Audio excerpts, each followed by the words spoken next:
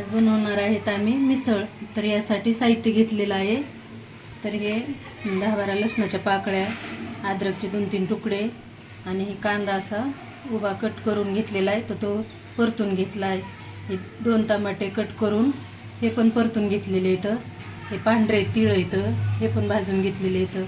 खसखस, दालचिनीचे 2 तुकडे घेतलेले इथं. तर हे कढीपत्ता, ताजा कढीपत्ता घेतलेला आहे. 4 लवंग घेतली, 4 मिऱ्या घेतलेल्या आहेत. ते असं साहित्य घेतलेलं आहे. आणि ही खोबरं असं बारीक करून घेतलेलं आहे. तर हे थोडंसं भाजून घेतलेलं आहे. बारीक कांदा कट करून घेतलेला आहे.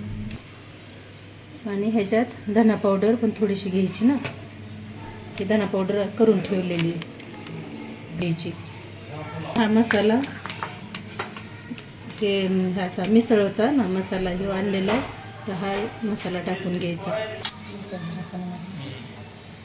आता हा मिसळचा रस्सा बनवून घ्यायचा आहे. तर ह्यासाठी तेल तापायला ठेवलेलं आहे कढईमध्ये. आणि ते खोबरं आणि लसूण याची पेस्ट केलेली अगोदर तळून घ्यायची.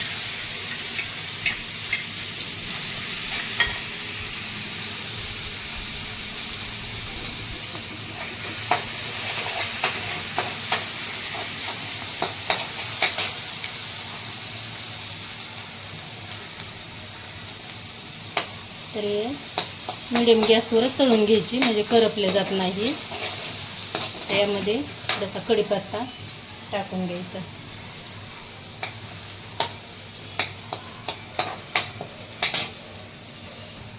आपण भाजलेल्या कांद्याची आणि टमाट्याची गिरवी केलेली ही टाकून घ्यायची. आता थोडंसं अद्रक, 2-4 लसणाच्या पाकळ्या, ही सगळी गिरवी केलेली छान टाकून घ्यायची. आता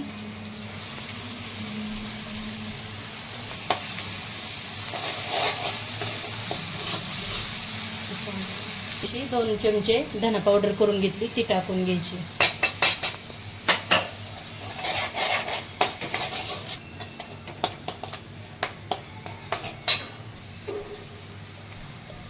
हे चवीनुसार आपण लाल तिखट टाकून घ्यायचं.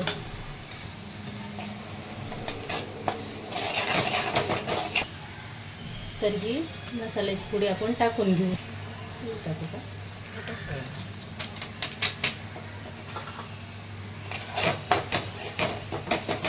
तरी आता छान असं परतून द्यायचं तेल सुटेपर्यंत.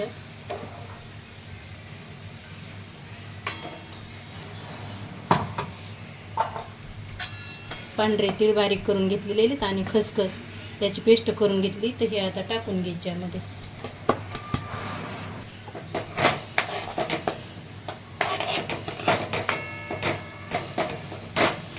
तर हे आता थोडंसं तूप टाकून घ्यायचं. तर 2 चमचे तूप टाकून घ्यायचं. कसं तेल सुटायला लागलेलं, ह्याला तेल सुटल्यानंतर थोडीशी आपण कोथिंबीर टाकून घ्यायची. चवीनुसार मीठ टाकून घ्यायचं. आता हे तेल सुटलेलं छान असं ते उकळून घेतले, हळद मीठ टाकून. तर हे आता टाकून घ्यायचं.